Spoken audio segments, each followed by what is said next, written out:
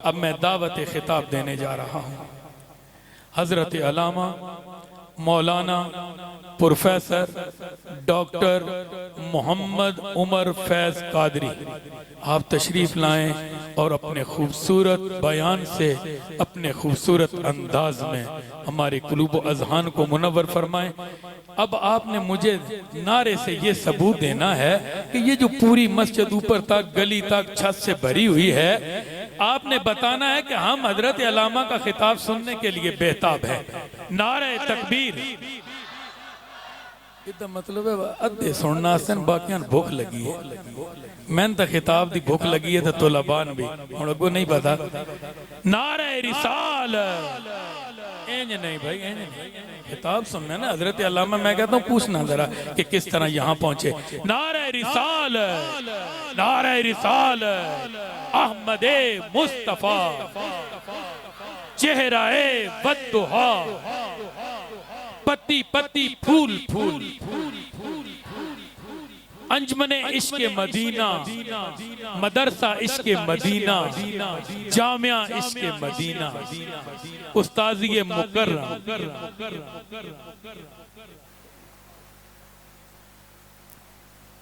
अल्हम्दुलिल्लाह,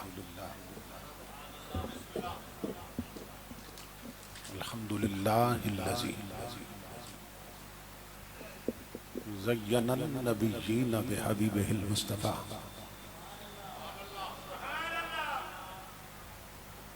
व मन्ना अलल मुअ्मिनीन बिनबिय्यिहिल मुज्तबा।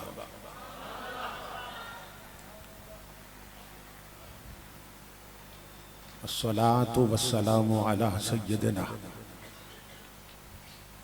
व मौलाना मुहम्मदिन खैरुल वरा व अला आलिहि व अस्हाबिहिल मुतअद्दिबीन बित्तक़वा।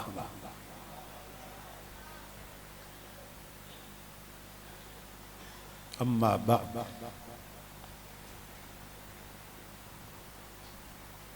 फ़अऊज़ु बिल्लाहि समीइल अलीम मिनश शैतानिर लईनिर रजीम।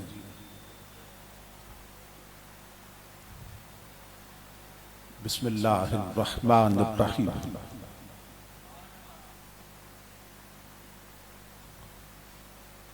कुल बिफ़ज़लिल्लाहि व बिरहमतिही फ़बिज़ालिका फ़लयफ़रहू हुव खैरुम मिम्मा यजमऊन।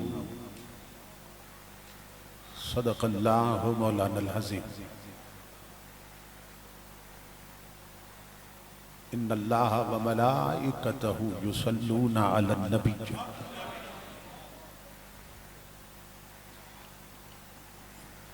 या अय्युहल्लज़ीना आमनू सल्लू अलैहि व सल्लिमू तस्लीमा।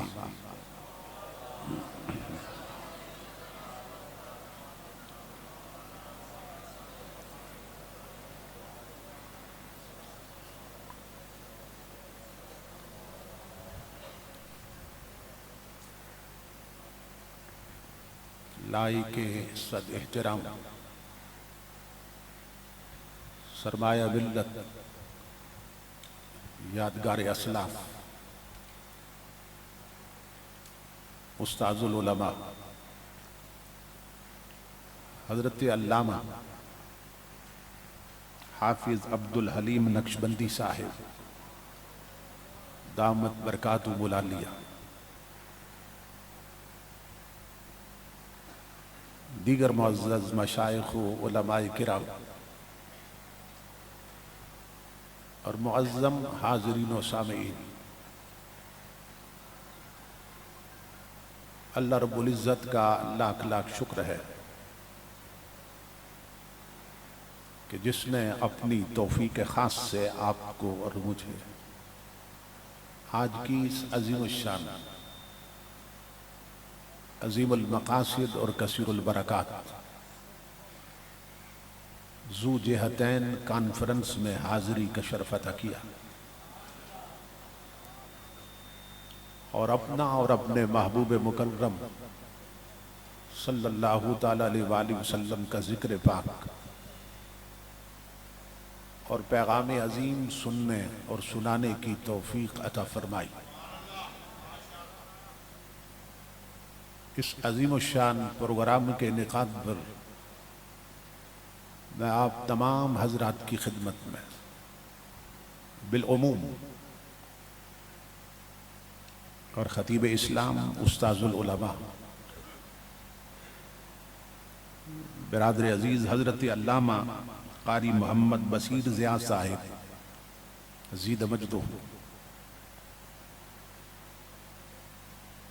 और अंजुमन इश्क मदीना के जुमला कारकुनान वाबस्तगान सरपरस्तान और मुआविनीन की खिदमत में बिलखुसूस दिल की अथा गहराइयों से हदिया तबरीक को तासीन पेश करता हूँ और दुआ करता हूँ कि अल्लाह रब्बुल इज़्ज़त दोस्तों की इस मेहनत को और हम सब की हाजिरी को अपनी पाक बारगाह में कबूल व मंजूर फरमाए। मैं जिगर गोशा उस्ताजुल उलमा खतीब इस्लाम हजरत अल्लामा साहिबजादा ज़हीर अहमद नईमी साहिब ज़ीद मजदू का शुक्रगुजार हूँ कि जिनके हुक्म की तामील में तारीख का तयन हुआ और मैं इस पाकीज़ा मजलिस तक पहुँचा हूँ।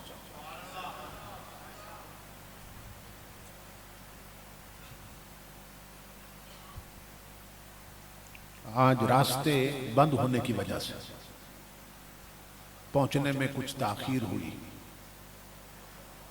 लेकिन मैं ये समझता हूं कि ये हजरत अल्लामा मोहम्मद बशीर ज़िया साहिब ज़ीद मजदूहू के इखलास का नतीजा है कि दुश्वार गुजार रास्तों से आते हुए अल्हम्दुलिल्लाह के हम पहुंच गए।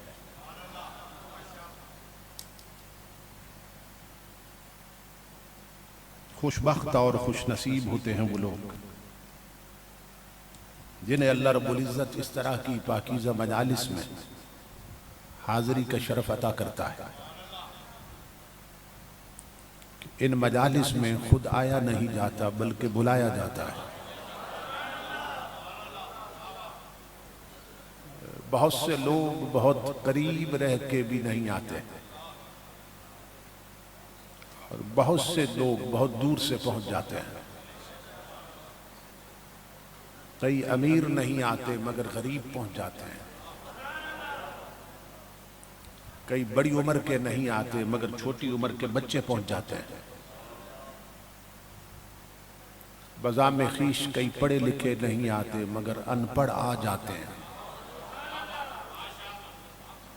इसके सिवा कुछ नहीं कहा जा सकता कि अल्लाह रब्बुल इज़्ज़त की ये बारगाह इतनी बुलंद बारगाह है कि यहाँ आया नहीं जाता बल्कि बुलाया जाता है।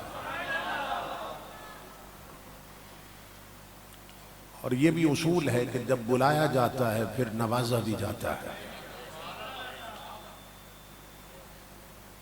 मेरी तलब भी तेरे ही करम का सदका है, कदम ये उठते नहीं हैं उठाए जाते हैं। नबी अकरम सल्लल्लाहु ताला अलैहि वसल्लम का इरशाद गिरामी है, इज़ा मररतुम बिरियाज़िल जन्नति फरतक़ू, कि मेरे गुलामों जब जन्नत के बागों में जाओ,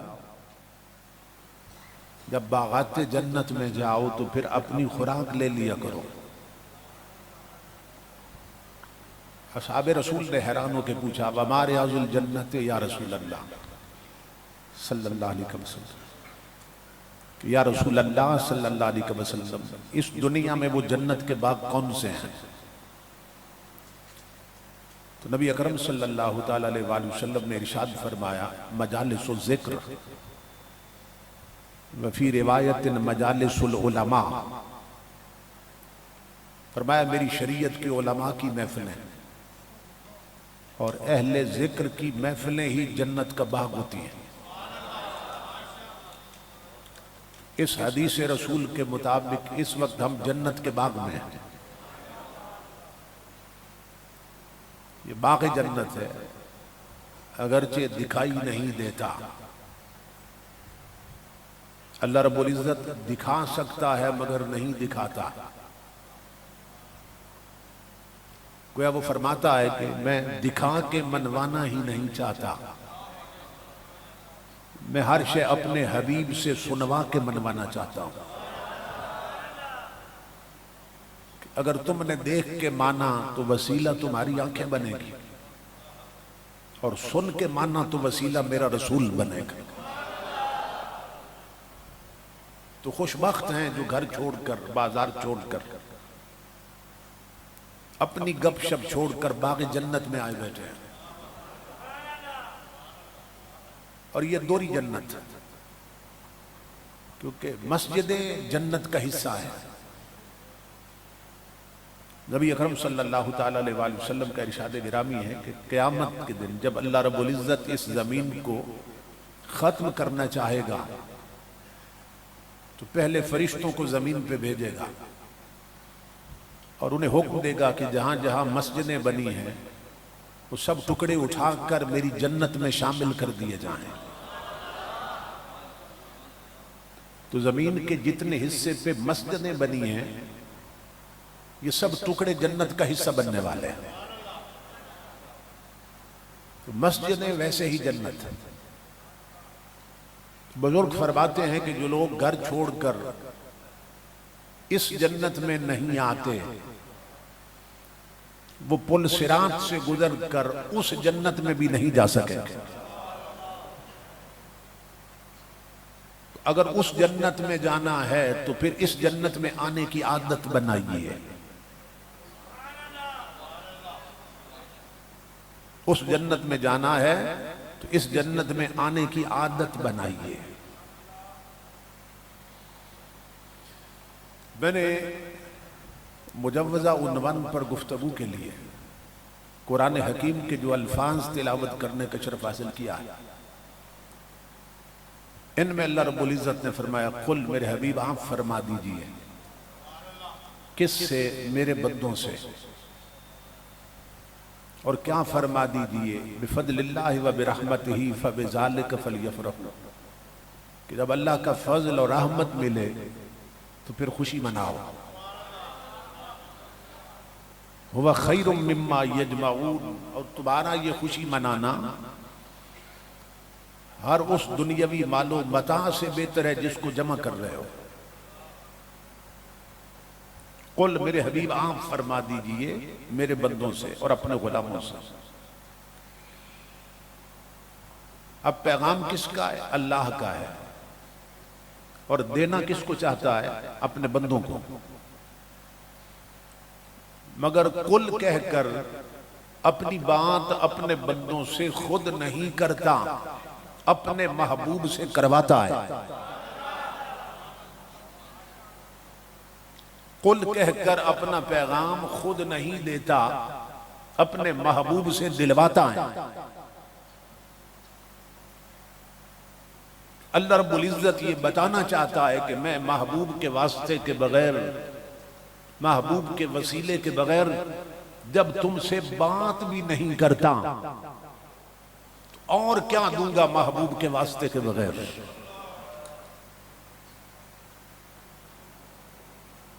तो नबी अकरम सल्लल्लाहु ताला अलैहि वसल्लम को अपना वसीला हमने नहीं बनाया, उन्हें हमारा वसीला खुदा ने बनाया है। ये मसला याद रखिए। अगर कोई पूछे कि हुजूर का वसीला कहां से साबित, तो आप कह सकते हैं कि कुरान हकीम में जहां जहां लफ्ज कुल आया है वहीं वहीं से हुजूर का वसीला साबित हो रहा है कि कुल के बाद की बात खुदा की है, करना बंदों से चाहता है, मगर महबूब से कहलवाता है, महबूब को वसीला बनाता है। हजरत शाह वलीउल्लाह मुहद्दिस दिल्वी फरमाते हैं, ये उस बाप के बेटे हैं कि जो हर साल नबी अकरम सल्लल्लाहु ताला अलैहि वसल्लम का मीलाद पाक मनाया करते थे। और एक साल ऐसा आया कि घर में और कुछ न था, तो भुने हुए चने सामने रख के उन्होंने नबी अकरम सल्लल्लाहु ताला अलैहि वसल्लम को ईसाले सवाब कर दिया। हजरत शाह वलीउल्लाह मुहद्दिस दिल्वी लिखते हैं, कि मेरे वालिद बयान करते हैं कि रात को ख्वाब में मुझे हुजूर की ज़ियारत हुई तो मेरे भेजे हुए चने हुजूर के सामने पड़े थे और इमामुल अंबिया खुशी का इजहार फरमा रहे थे। हजरत शाह वलीउल्लाह मुहद्दिस देलवी बहुत बड़ी इल्मी शख्सियत, दरसे निजामी में इनकी किताबें शामिल हैं निसाब में। तो आप फरमाते हैं कि जो नबी होता है उसकी हैसियत क्या होती है? फरमाते हैं अन्ना ले रसूलिल्लाह सल्लल्लाहु अलैहि वसल्लम जिहतैन, पैगंबर की जात की दो तरफें होती हैं, पैगंबर की जात की दो जिहतें होती हैं, दो अतराफ, तरफैन। पैगंबर की जात का एक पहलू खुदा से मिला होता है और पैगंबर की जात का दूसरा पहलू मखलूक से मिला होता है, जिसे आला हजरत ने यूं बयान किया, उधर अल्लाह से वासिल इधर मखलूक में शामिल। खवास उस बरज़ख़े कुबरा में है हरफ़े मुशद्दद का। पैगंबर की जात की दो जिहतें हैं, एक एस्पेक्ट, एक पहलू अल्लाह से मिला है, दूसरा मखलूक से मिला होता है। और जो पहलू अल्लाह से मिला है उस पहलू से पैगंबर क्या करता है, और जो पहलू मखलूक से मिला है उस पहलू से पैगंबर क्या करता है। हज़रत शाह वलीउल्लाह फरमाते हैं मिन जिहतिन याखुज़ु मिनल्लाह व मिन जिहतिन युती इलल खल्क़, कि नबी की जात का जो पहलू खुदा से मिला होता है उस पहलू से नबी खुदा से हर शय लेता है, और जो पहलू मखलूक से मिला होता है उस पहलू से नबी हर शय उम्मत को देता है।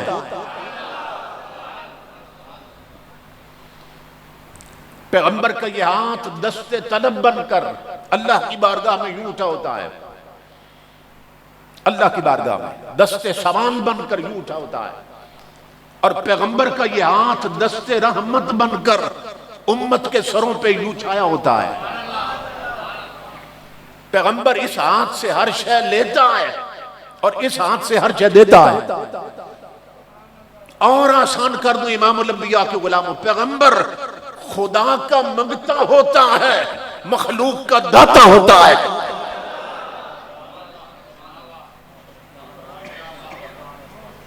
पैगंबर खुदा का मंगता होता है, मखलूक का दाता होता है। हर शय खुदा से लेता है, हर शय मखलूक को देता है। तो अल्लाह रब्बुल इज्जत ने फरमाया, मेरे हबीब आप फरमा दीजिए कि जब अल्लाह का फजल और रहमत मिले तो फिर खुशी मनाओ, फिर खुशी मनाओ। अब रहमत कौन है और फजल कौन? फरमाया रहमत भी मेरा रसूल और फजल भी मेरा रसूल। वमा अरसलनाका इल्ला रहमतल लिल आलमीन वबश्शिरिल मुमिनीन बिअन्न लहुम मिनल्लाहि फदलन कबीरा। फरमाया फजल भी मेरा मुस्तफा है और रहमत भी मेरा मुस्तफा है। और हुक्म क्या दिया, जब फजल और रहमत मिले तो फिर खुशी मनाओ। तो नतीजा क्या निकला, जब महबूब आए तो खुशी मनाओ।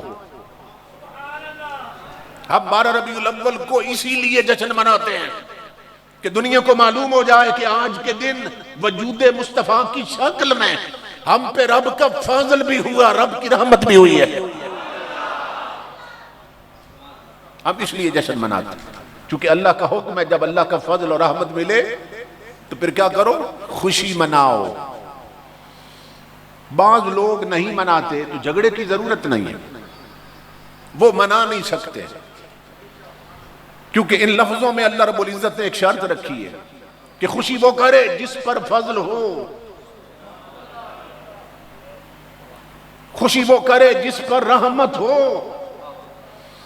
तो हम देखते हैं अगर फजल न हो तो शेखुल कुरान होकर भी खुशी नहीं मनाता है, अगर करम हो जाए तो टांगे वाला भी मनाता है, रेड़ी वाला भी मनाता है। समझ, शर्त रख दी जिस पर फजल हो, जिस पर रहमत हो वो खुशी मनाए। तो जिन पर हुआ वो मना रहे हैं। देखो ना, पड़ोसियों के यहां आप जाएं, आपके घर में बच्चा पैदा हो, आप उन्हें कहें भाई हमारे घर में बेटा पैदा हुआ, तुमने खुशी नहीं मनाई, तुमने लड्डू नहीं बांटे, वो कहेंगे अकल का इलाज कराओ, आने वाला कुछ तुम्हारा लगता है, हमारा क्या लगता है कि हम खुशी मनाएं। तो मालूम ये हुआ खुशी वो मनाते हैं आने वाला जिनका कुछ लगता है। हम ताजदारे कायनात का मिलाद मनाकर दुनिया को बताते हैं कि ताजदारे कायनात हमारा ईमान है, हमारी जान है, हमारे नबी है, हमारे आका तशरीफ लाए हैं, इसलिए हम खुशी मनाते हैं।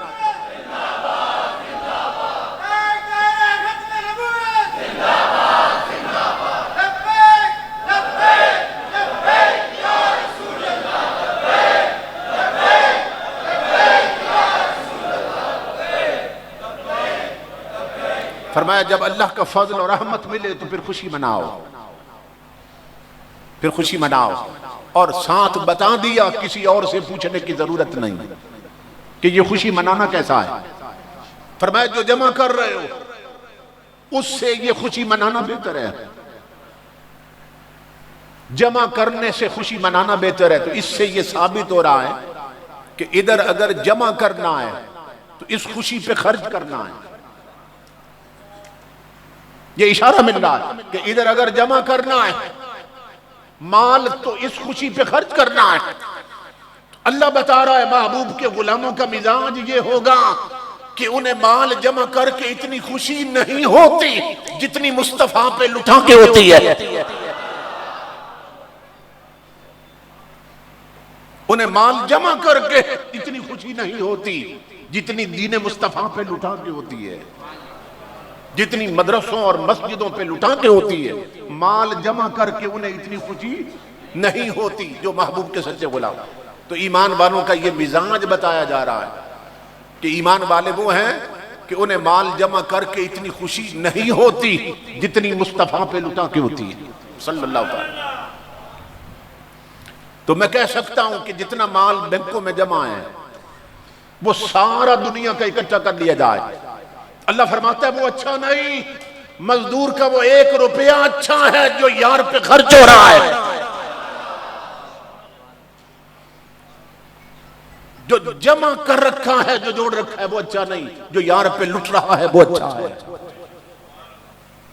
तो ताजदार अंबिया के गुलामों, हम इमामुल अंबिया का मिलाद मनाते हैं क्योंकि अल्लाह का हुक्म है जब फजल और रहमत मिले तो फिर खुशी मना।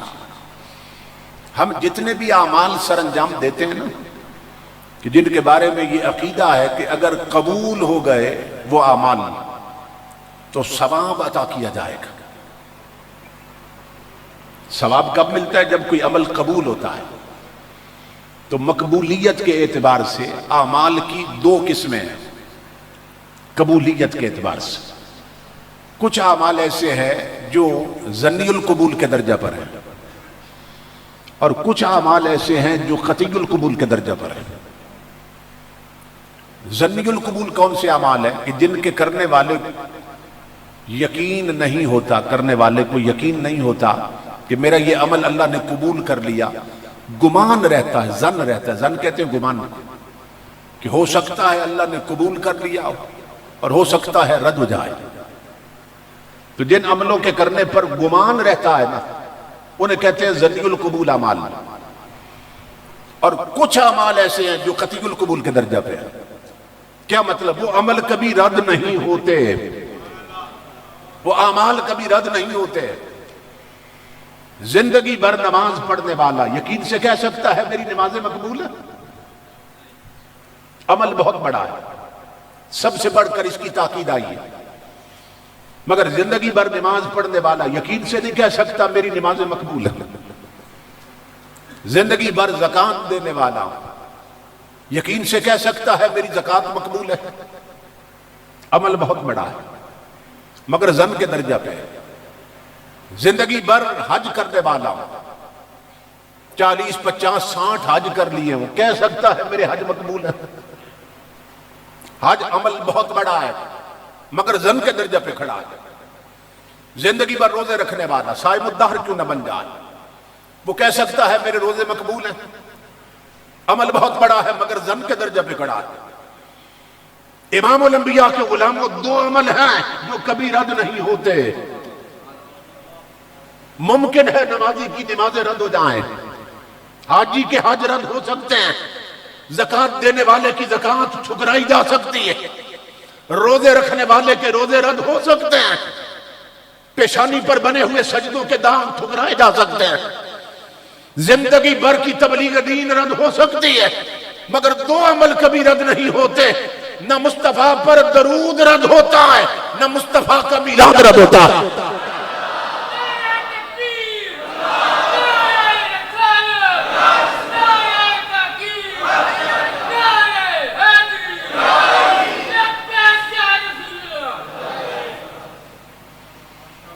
दो अमल कभी रद्द नहीं होते, न हुजूर पर दरूद रद्द होता है, न मुस्तफा का मिलाद रद्द होता है।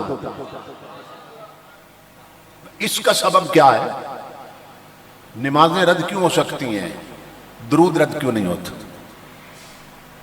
हज, ज़कात, ये अमाल क्यों रद्द हो सकते हैं, मिलाद रद्द क्यों नहीं होता?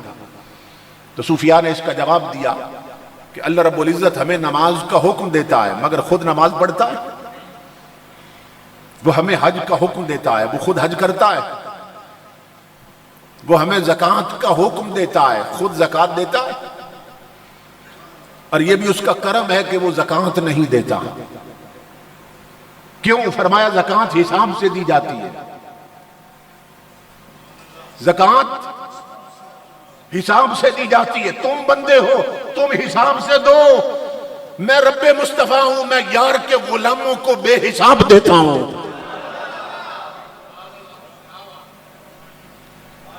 तो हमें हुक्म देता है ज़कात दो, खुद ज़कात। हमें हज का हुक्म देता है, खुद हज। हमें नमाज का हुक्म देता है, खुद नमाज नहीं पढ़ता। हमें रोजे का हुक्म देता है, खुद रोजा सहरी और इफ्तारी से पाक। मगर वो जात जानती थी और जानती है कि महबूब के गुलामों के सीने में अरमान तड़पेंगे कि मौला कोई अमल तो बना देता, तू भी करता, हम भी करते।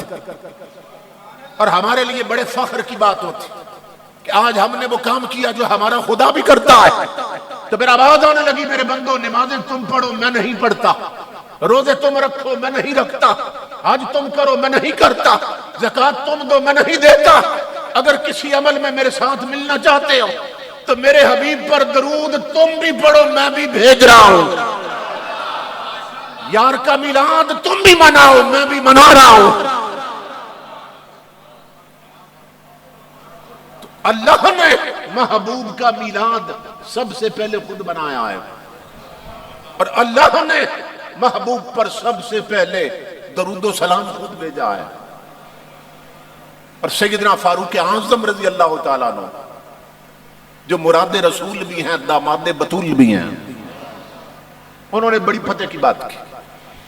आप फरमाते हैं कि वो अमल जो रद्द हो सकते हैं ना, अगर चाहो कि वो भी रद्द ना होने पाए तो फरमाया उन अमलों के आगे पीछे हुजूर पर दरूद पढ़ लिया करो। क्यों? इसलिए कि दरूद कभी रद्द नहीं होता। तो जो अमल, जो आमाल दरूद की संगत में उठते हैं ना, वो भी कबूल हो जाते हैं। तो दरूद कभी रद्द नहीं होता। और ताजदार कायनात का मीलाद कभी रद्द नहीं होता। सबसे पहले अल्लाह ने अपने महबूब का मीलाद खुद मनाया है, और सबसे पहले दुरूद और सलाम यार पे खुद भेजा है। ताजदार अंबिया के गुलाम, एक किताब है दलाइलुल खैरात शरीफ। ये माएँ बहनें बेटियां अगर किताब सुन रही हैं तो गौर से सुना। ये किताब शुरू भी दरूद से होती है और ख़त्म भी दरूद पे हो जाती है। और चिश्तिया सिलसिले के औलिया बिलखुसूस और मशाइख और दीगर सलासिल के औलिया इस किताब को हर रोज वजीफे के तौर पे पढ़ते हैं। ये वजीफे के तौर पे पढ़ी जाती है। किताब का नाम क्या है? दलाइलुल खैरात शरीफ। इसके लिखने वाले हैं हजरत शेख मोहम्मद बिन सुलेमान अल जज़ूली रहमतुल्लाह ताला अलैह। उनसे किसी ने पूछा कि आपको कैसे ख्याल आया कि आपने एक किताब लिख दी जो दुरूदो सलाम से भरी हुई है? आपकी आंखें अश्कबार हो गई। फरमाने लगे मेरे साथ एक वाकया पेश आया था, तो वहीं खड़े खड़े मैंने कसम खाई थी कि अब ऐसी किताब लिखूंगा जो पूरी दरूदो सलाम से भरी होगी। पूछा गया कि वो वाकया क्या था? आप फरमाने लगे कि मैं किसी गांव में गया और मैंने जोर या असर की नमाज पढ़नी थी और वजू भी करना था। तो मैं पानी की तलाश में था, तो काफी तलाश के बाद मुझे एक कुआं नजर आया। तो जब उस कुएं पे पहुंचा तो वहां डोल और रस्सी नहीं थी। तो मैं परेशान हुआ, अब डोल भी नहीं है, रस्सी भी नहीं है, अब पानी कैसे निकालूं? तो मैं इधर उधर देख रहा था कि अब क्या करूं। आप फरमाते हैं ये कुआं था, कुएं के साथ मुत्तसिल जुड़वा किसी गरीब का कच्चा सा घर था। उस घर की छत पर 6, 7, 8 साल की एक बच्ची खेल रही थी। उस बच्ची ने खेलना छोड़ दिया और मुझसे पूछा मन अंत, कौन है आप? मैंने बताया अना मोहम्मद बिन सुलेमान अल जजूली, मैं मोहम्मद बिन सुलेमान हूं अल जजूली। तो इनके नाम का डंका तो पूरे मिस्र में बजता था और इलाकों में। तो बच्ची हैरान होकर पूछने लगी, चाचा जान यहां क्यों परेशान खड़े हैं? तो मैंने कहा बेटी मैं कुएं पे आया था वुजू करना, नमाज पढ़नी है, तो पानी बहुत गहरा है, डोल और रस्सी नहीं है, अब परेशान हूं कि पानी कैसे निकालूं। आप फरमाते हैं मेरे सवाल पर ना बच्ची हंस पड़ी और हंस के बड़ा अजीब जुमला उसने कहा। बड़ी फसीह और बलीग बच्ची थी। आप फरमाते हैं बोलती थी तो मुंह से फूल झड़ते थे, इतनी फसीह और बलीग बच्ची थी। हंस के मुझे कहने लगी अंतल्लज़ी युस्ना अलैकल खैर व अंत ततहय्युर बिमा तखरुज बिहिल मा मिनल बिर।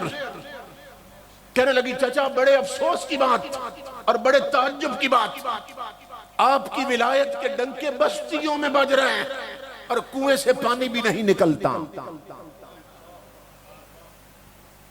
फरमाते हैं मैं हैरान हो गया कि शायद इस बच्ची ने मेरी बात नहीं समझी। मैंने अपनी बात दोहराई, मैंने कहा बेटी पानी बहुत गहरा है और डोल और रस्सी नहीं है, अब परेशान हूं पानी कैसे निकालूं। फरमाते हैं बच्ची कुएं से ना ऊपर छत से झुक गई कुएं की तरफ और मुझे कहने लगी चाचा जान मैं बताती हूं पानी कैसे निकालना है। कहते ऊपर से झुक गई कुएं की तरफ, नीचे नहीं उतरी। उस बच्ची ने कुएं में थूक दिया, अपनी थूक फेंक दी कुएं में। मोहम्मद बिन सुलेमान अल जजूली कहते हैं अल्लाह की इज्जत की कसम लोगों, मैं अंदाजा नहीं कर सका कि उसका थूक नीचे पहले पहुंचा या पानी उछल के पहले बाहर निकला है।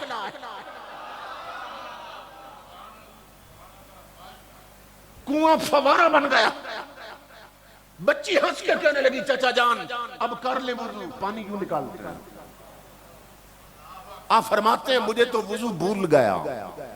मैंने यूं हाथ बांधे, मैंने कहा मेरी बेटी अब मैं वुजू बाद में करूंगा, मैं तुझे अल्लाह की कसम देता हूं पहले ये बता बिमा निलते हाज़िहिल मंजिला, इस छोटी सी उम्र में इतने ऊंचे रुतबे कैसे पाए हैं कि तेरे थूक के चंद कतरे कुएं को मुनकलिब कर देते हैं और मुस्तरिब कर देते हैं। इतनी छोटी उम्र में ये रोज इतने ऊंचे रुतबे कैसे पाए? बच्ची हंस पड़ी, कहने लगी इतने बड़े आलिम होकर ये भी नहीं जानते कि ये रुतबे कैसे मिलते हैं। मैंने कहा मैं तेरे मुंह से सुनना चाहता हूं। कहने लगी चाचा अगर मुझसे सुनना चाहते हैं तो फिर सुनिए बेकसरत सलाते अलन नबी सल्लल्लाहु अलैहि वसल्लम। चाचा मेरी छोटी उम्र ना दे, इस छोटी उम्र में भी मैं हर वक्त अपने नबी पे दरूद और सलाम पढ़ती रहती हूँ।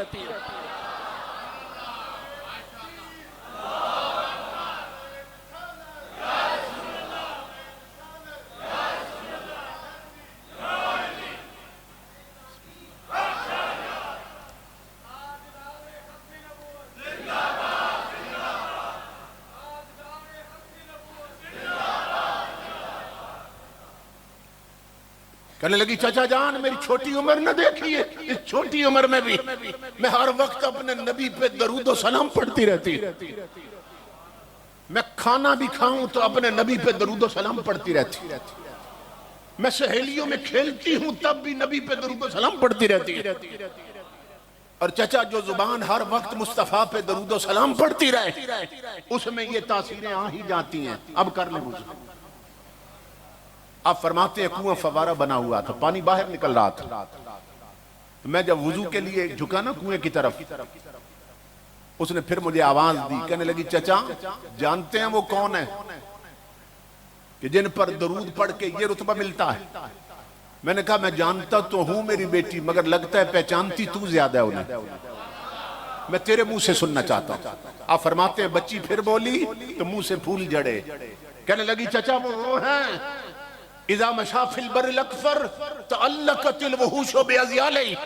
का इतने करीम नबी है, अगर जंगल में भी चले जाएं तो वैशी दरिंदे झाड़ियां छोड़कर उसके दामन रहमत से लिपट जाते हैं। आप फरमाते हैं फिर वहीं खड़े खड़े मैंने कसम खाई थी कि अब किताब लिखूंगा जो पूरी दरूद और सलाम से भरी होगी। तो ये किताब है दलाइलुल खैरात शरीफ, ये मार्केट में मिलती है। तो चाहिए कि भाई बहनों को ये किताब तोहफे में दें, खामद बीवियों को ये किताब तोहफे में दें, माँ बाप बेटियों को ये किताब तोहफे में दें, ताकि घर घर ये किताब पढ़ी जाए। और जिस घर में ये किताब पढ़ी जाए वहां ताजदारे कायनात का फैजान उतरता है। सरगोदा के इलाका में मैं ये वाकया बयान कर रहा था, एक बुजुर्ग फूट फूट के रो रहे थे। तो बाद में मुझे मिले तो फरमाने लगे कि आप बच्ची की बात कर रहे थे, मैं ये सोच के रो रहा था कि इसकी मां कैसी होगी, क्योंकि ये रंग माओ से चढ़ते हैं, बेटियों पर ये रंग माओ से आते हैं, औलाद पर ये रंग बाप से चढ़ते हैं। अगर माएं इंडिया की फिल्में देखें और बेपर्दा मेकअप करके बाजारों में फिरे तो पैदा होने वाले बच्चे डिस्को डांसर बनते हैं, रब रसूल के बागी बनते हैं। और अगर माएं तहज्जुद गुजार बन जाएं, बाप परहेजगार बन जाएं, तो पैदा होने वाले बच्चे कोई मेर अली शाह बनता है, कोई गरीब नवाज बनता है।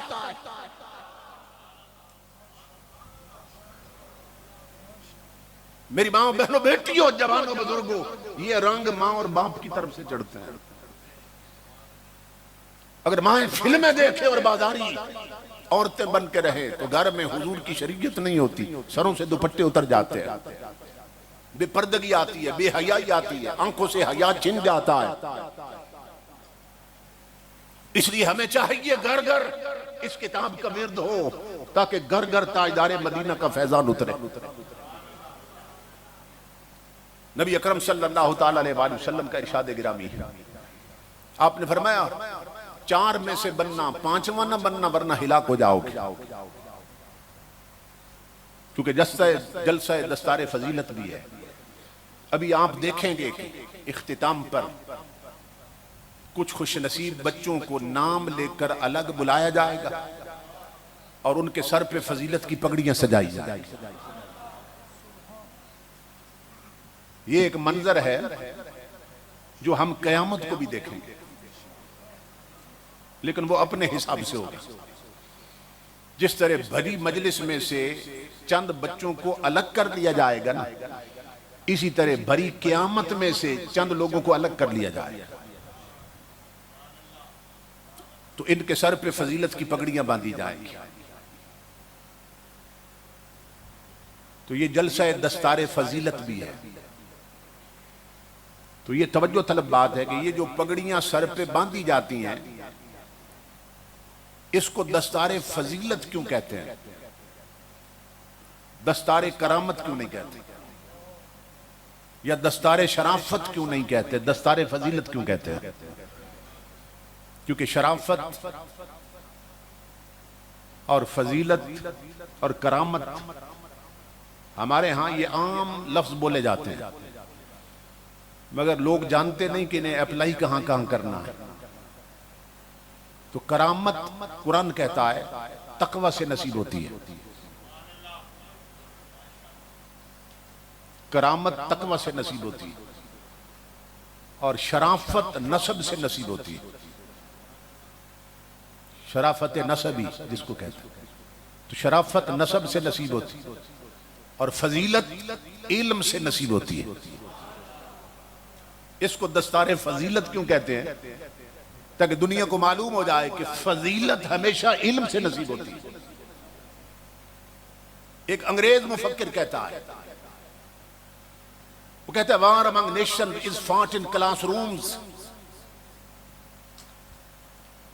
इसको गौर से सुनिए। वो कहता है कौमों की बका और तरक्की की जंगें, कौमों की बका और तरक्की की जंगें मैदान जंग में नहीं लड़ी जाती, मदरसों की चटाइयों पे लड़ी जाती हैं।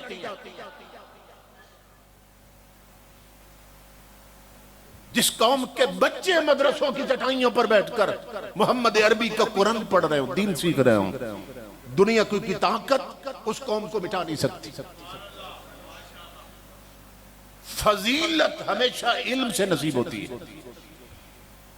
इसलिए इमाम अल-अंबिया ने फरमाया मेरे उम्मतियों, चार में से बनना, अगर बन सको तो। पांचवा न बनना वरना हिलाक हो जाओगे। चार में से बनना, पांचवा न बनना वरना हिलाक हो जाओगे। अब हमारे नबी हमें क्या बनाना चाहते हैं? इमाम अल-अंबिया क्या बनाना चाहते हैं? आका ने फरमाया उग़्दु आलिमन, सुबह इस हाल में करो, ऐसे बनो कि शरीयत के आलिम बन जाओ।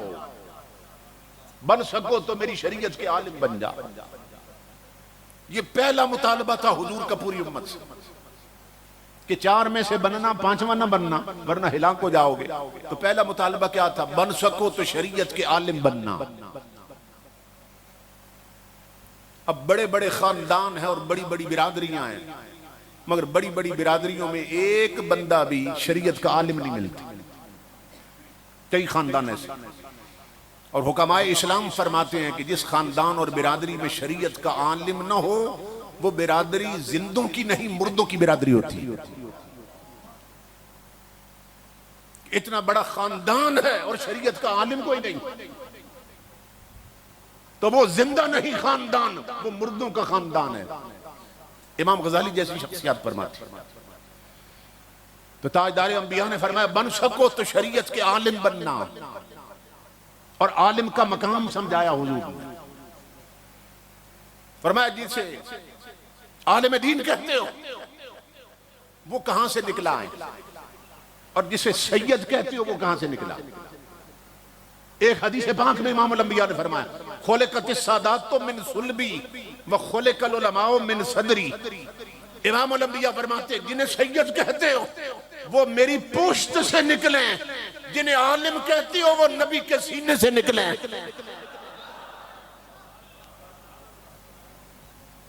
फरमाया जो उलमा है वो हुजूर के सीने से निकले हैं।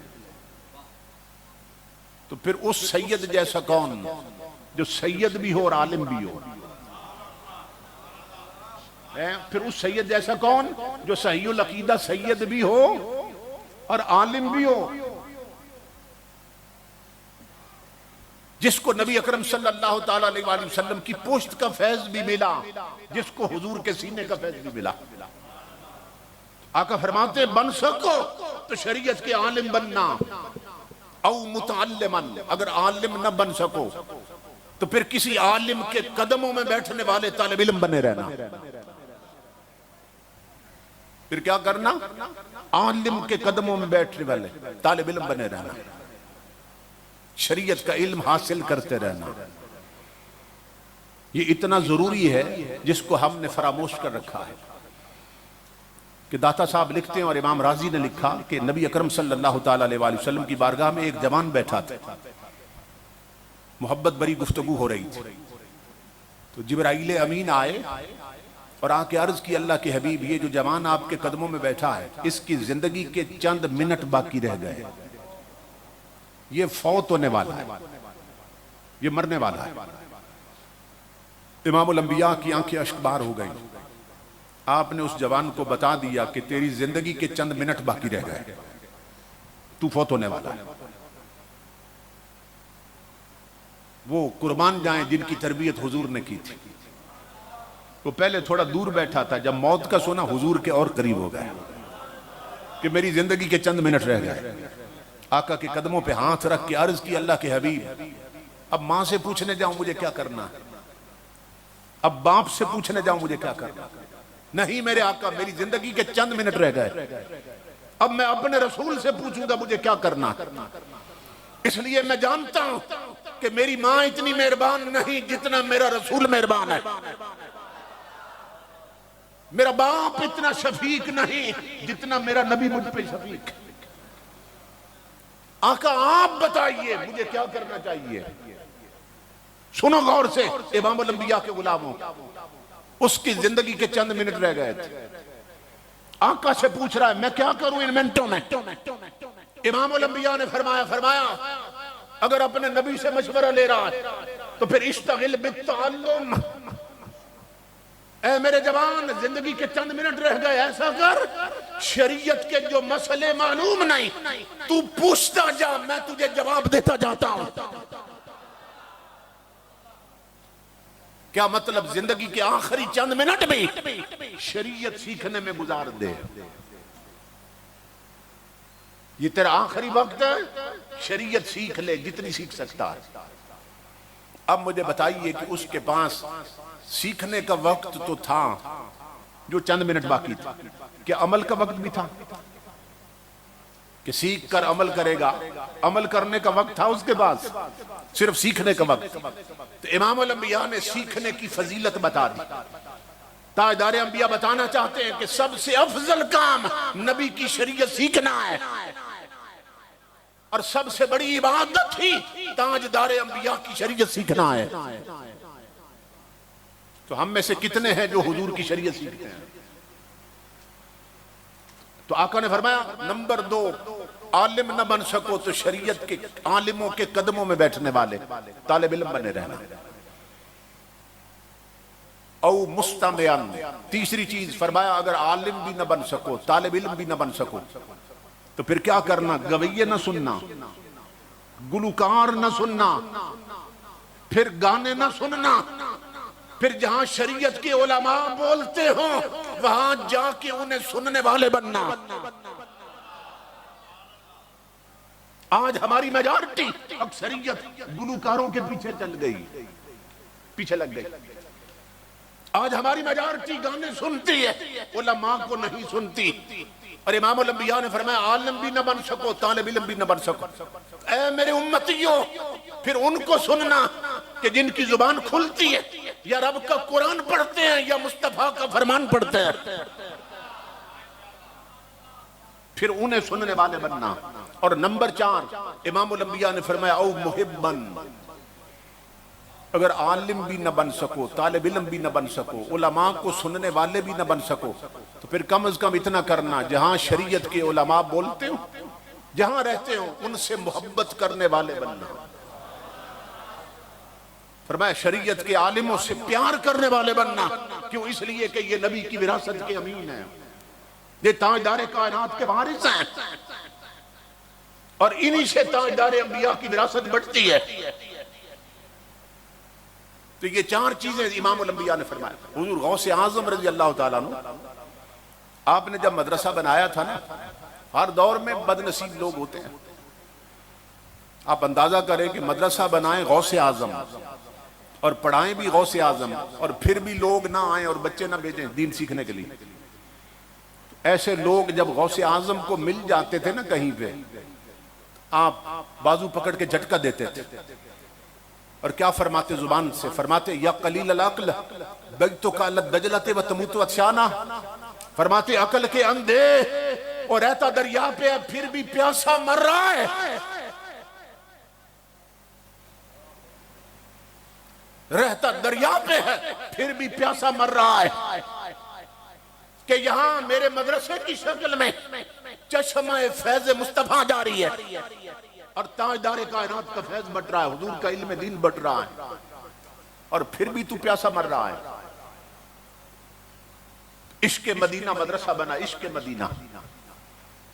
मैंने बड़ी बड़ी आबादियां देखी हैं, बड़े बड़ी कोठियों और बंगलों वाले एरिया देखे हैं, वहां कोई मदरसा नहीं, अल्लाह रसूल का कोई नाम बताने वाला नहीं। आप खुशबख्त हैं कि आपके इस मोहम्मद अली टाउन में, मोहम्मद अली टाउन इसमें ये मदरसा बना है, इतनी अजीम मस्जिद बनी है। ताजदार अंबिया के गुलामों, बच्चे जब कुछ सीखने के काबिल हों तो सबसे पहले उनकी गुट्टी में हुजूर का दीन रखिए, उनकी गुट्टी में कुरान रखिए। हमारा ये कल्चर है, हमारी ये इस्लामिक आइडेंटिटी है जो बच सकती है। जो काफिर है ना, उनके बच्चे जब कुछ सीखने के काबिल हों तो इंग्लिश मीडियम स्कूलों में भेजते हैं सबसे पहले। लेकिन मुसलमान का कल्चर क्या है कि सबसे पहले दीनी मदरसे में बच्चों को भेजते हैं कि वो कुरान हकीम की तालीम हासिल करें, कुरान पढ़ें और बुनियादी जरूरी मसाइल सीखें जो एक मुसलमान के लिए जरूरी है। तो ये खुशबख्ती है आपकी कि इश्क मदीना, मदरसा इश्क मदीना और अंजुमन इश्क मदीना, कितना खूबसूरत नाम है कि यहाँ कायम की गई और उसका फैजान जारी व सारी। इमामुल अंबिया के गुलामों, नबी अकरम सल्लल्लाहु ताला अलैहि वसल्लम ने इरशाद फरमाया, क़यामत का दिन होगा, बस आखिरी हदीस अर्ज कर रहा हूं, तो लोगों को आवाज आएगी कि जो नमाजी हैं जाएं हौज़े कौसर की तरफ और जाम पी लें। जो हाजी हैं जाएं आबे कौसर की तरफ, हौज़े कौसर की तरफ, और जाके जाम भरे हैं, कटोरे भरे हैं, जाके उठा के पी लें। नमाजी जाएंगे कटोरे उठा के पिएंगे, हाजी जाएंगे, रोजादार जाएंगे, ज़कात देने वाले जाएंगे, सब कटोरे उठाएंगे और पिएंगे। लेकिन जब आलिमों की बारी आएगी, कुरान पढ़ने वालों की बारी आएगी, तुम्हारे मेरे नबी तशरीफ लाएंगे हौज पर, इमामुल अंबिया फरमाएंगे कटोरे हटा दिए जाएं, गिलास हटा दिए जाएं। हदीस के लफ्ज़ है युस्किल आलिम बिकफ़िही सल्लल्लाहु अलैहि वसल्लम, ताजदार अंबिया हौज़े कौसर से अपना चुल्लू भरेंगे, अपने दस्ते नबुव्वत चुल्लू भरेंगे इमामुल अंबिया और फरमाएंगे आलिमों तुम कुरान पढ़ने वालों कटोरों से न पियो, मुस्तफा के हाथों से पियो।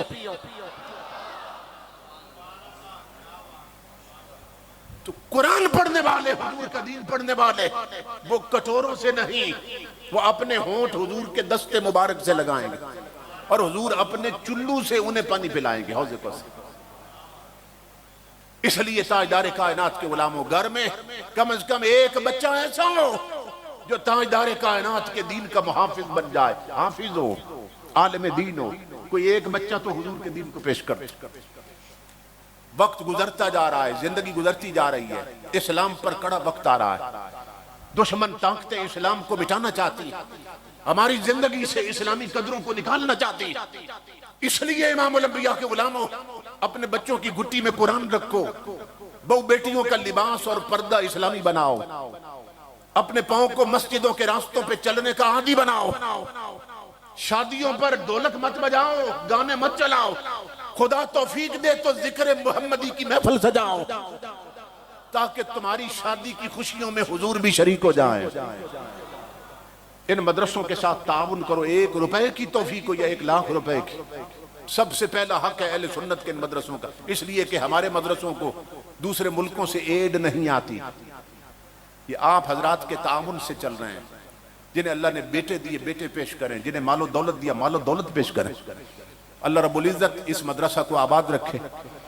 हजरत अल्लामा बशीर अहमद ज़िया साहिब और दीगर तमाम दोस्तों को और उलमा और बिलखुसूस हजरत उस्ताजुल उलमा शेख तफसीर वल हदीस हजरत अल्लामा अब्दुल हलीम नक्शबंदी साहिब ज़ीद मजदू, इनका साया अहले सुन्नत के सरों पर दराज रखे और इनके इल्मी रूहानी और फ़िक्री फैज़ान को ता क़याम क़यामत जारी व सारी रखे। मैं हजरत अल्लामा ज़हीर अहमद साहिब नईमी ज़ीद मजदूह का शुक्रगुज़ार हूँ कि जिनकी मोहब्बत बड़ी दावत पर और तवस्सुत से मैं यहाँ हाजिर हुआ और इस अजीम इल्मी मरकज़ की ज़ियारत की और उलमा की ज़ियारत का शरफ़ पाया। अल्लाह सब का आना कबूल फरमाए। वमा अलैना इल्लल बलाग।